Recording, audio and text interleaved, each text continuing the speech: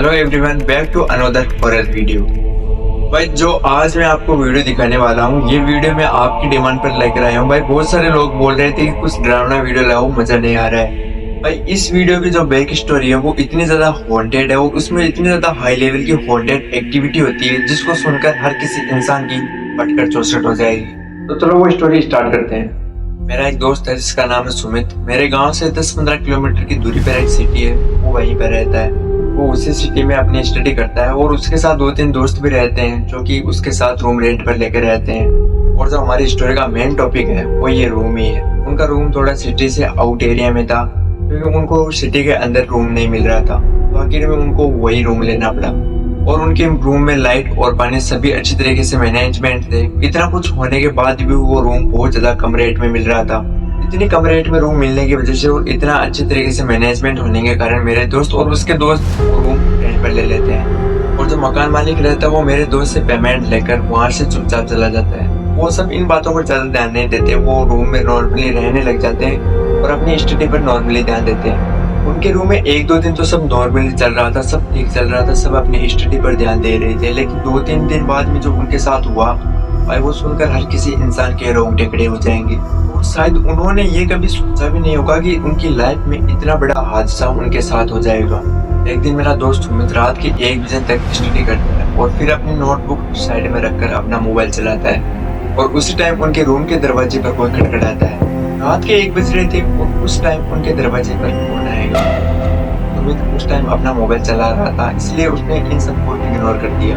और थोड़ी देर तक तो सब शांत रहता है। उसके बाद 10-15 मिनट बाद में वापस कोई उनके दरवाजे पर नॉक करता है, मतलब कोई खटखटाता है। और सुमित को अंदर से मतलब ऐसे अजीब अजीब सी फीलिंग आती है कि शायद कोई दरवाजे पर है। सुमित अपना मोबाइल साइड में रखता है और उस दरवाजे की तरफ जाता है और दरवाजा खोल कर देखता है तो आगे कोई नहीं रहता। और भाई रूम के आसपास तो क्या भाई, वहाँ पर दूर दूर तक कोई भी नहीं था क्योंकि भाई रूम सिटी से थोड़ा आउट एरिया में था। सुमित को ये सब देखकर थोड़ा अजीब लगता है, तो सुमित वापस अपने बिस्तर पर आकर सो जाता है। और थोड़ी देर बाद उनके दरवाजे को इतना ज्यादा खड़खड़ाता है कि मानो दरवाजा तोड़ देगा। सुमित बहुत ज्यादा घबरा जाता है। सुमित उठकर ये देखता है कि आखिर उसके साथ ये हो क्या रहा है। सुमित इस बार इतना ज्यादा डर गया था कि उसको कुछ भी समझ में नहीं आ रहा था। सुमित जबरदस्ती अपने आंखें बंद करता है और सोने की ट्राई करता है। और वो आवाज बहुत ज्यादा बढ़ने लगी, मानो उनके दरवाजे पर कोई खड़ा है। और फिर अचानक से वो आवाज एकदम शांत हो जाती है, मानो उनके साथ कुछ हुआ ही नहीं हो। सुमित अपनी आंखें धीरे से खोलता है और दरवाजे की तरफ देखता है। और सुमित को अपने सामने एक बुर्का पहनी हुई परछाई दिखती है जिसका चेहरा नहीं दिख रहा था, चेहरे पर बुर्का था। और वो परछाई जो भी थी या फिर जो भी था, वो सुमित को बस इतना ही बोलता है कि अपने जूते पहन लो। बहुत ज्यादा घबराया हुआ और डरा हुआ सुमित अपने दोस्तों को जगाता है और उस परछाई की तरफ दिखाता है, लेकिन उनके देखते ही वो परछाई गायब हो चुकी थी। सुमित बहुत ज्यादा डर जाता है। वो जैसे तैसे तो वो राह तो निकाल लेता है, लेकिन बार बार उसके नजरों के सामने वो परछाई आ रही थी। और आखिरकार सुबह हो जाती है और सुमित और उसके दोनों दोस्त रूम के नीचे चाय पीने के लिए जाते हैं। वो तीनों दोस्त नॉर्मली चाय पी रहे थे और रात वाली घटना पर बात कर रहे थे। सुमित के चेहरे पर वो डर साफ दिखाई दे रहा था। और जो चाय वाला था वो अजीब तरीके से उन तीनों को देखता है, मानो कि उसको सब पता है। थोड़ी देर में सुमित और उसके दोनों दोस्त उस चाय वाले के पास जाते हैं और रात में जो घटना घटी वो सब उनको बताते हैं। और ये सब कुछ बताने के साथ साथ वो उनसे ये भी पूछते हैं कि आखिर इस रूम में है क्या। चाय वाला पहले तो उनको बोलता है कि ये सब आपका वहम है, ऐसा कुछ भी नहीं होता।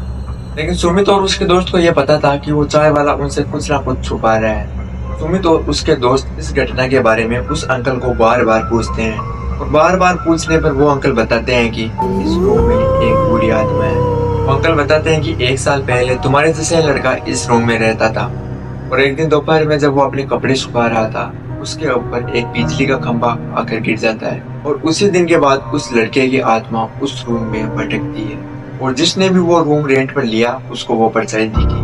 और उस रूम में कई बार पानी के नल अपने आप चालू हो जाते हैं और अपने आप लाइटें चले जाती है। और कई बार तो लाइटों के जो तार होते हैं वो अपने आप टूट जाते हैं। और ये सब कुछ सुनने के बाद उन तीनों की आंखें खुली की खुली रह जाती है। और ये सब कुछ सुनने के बाद सुमित के दिमाग में कुछ और ही चलने लगा था। और इस कहानी में और भी बहुत ज्यादा हाई लेवल की हॉन्टेड एक्टिविटी होती है।